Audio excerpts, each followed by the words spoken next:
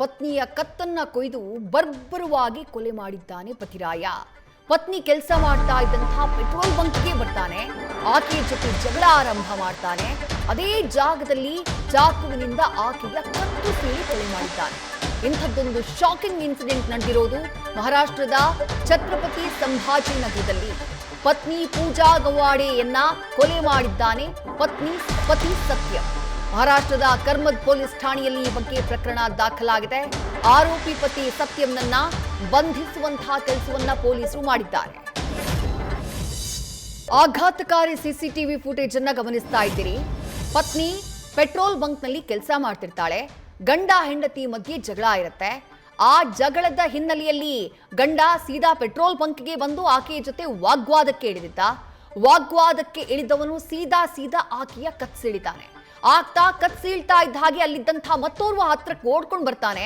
ತಡೆಯುವಂಥ ಪ್ರಯತ್ನಕ್ಕೆ ಮುಂದಾಗ್ತಾನೆ. ಆದರೆ ಅಷ್ಟರಲ್ಲಿ ಆತ ಕತ್ತು ಸಿಳಿಯಾಗಿತ್ತು. ಈತ ಹೆದರಿ ವಾಪಸ್ ಹೋಗ್ತಾನೆ. ಎದ್ದಂಥ ಆ ಪತಿ ಚಾಕು ತೋರಿಸ್ತಾ ಈತನನ್ನ ಕೂಡ ಬೆದರಿಸ್ತಾನೆ. ಎಂಥ ಆಘಾತಕಾರಿ ದೃಶ್ಯಗಳು ನೋಡಿ.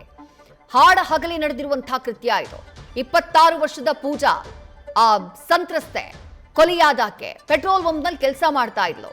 ದಂಪತಿ ಮಧ್ಯೆ ಭಿನ್ನಾಭಿಪ್ರಾಯ ಶುರುವಾಗಿತ್ತು. ಆ ಭಿನ್ನಾಭಿಪ್ರಾಯಕ್ಕೆ ಕಾರಣ ಡಿವೋರ್ಸ್ ವಿಚಾರ ಅನ್ನುವಂಥ ಮಾಹಿತಿ. ಪೂಜಾಳ ಮೊದಲ ಪತಿ ತೀರಿಕೊಂಡಂತಹ ನಂತರದಲ್ಲಿ ಆಕೆ ಈ ಸತ್ಯಂನನ್ನ ಮದುವೆಯಾಗಿದ್ಲು.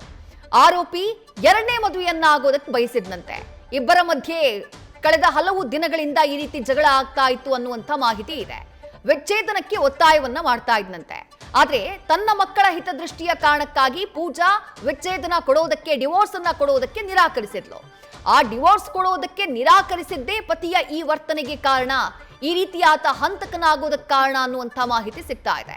ಮೃತ ಪೂಜಾಳ ಎರಡನೇ ಪತಿ ಸತ್ಯಂ, ಆತ ಕೊಲೆ ಆರೋಪಿ. ಸದ್ಯ ಆತನನ್ನ ಪೊಲೀಸರು ಅರೆಸ್ಟ್ ಮಾಡಿದ್ದಾರೆ ಅನ್ನುವಂಥ ಮಾಹಿತಿ ಸಿಗ್ತಿದೆ.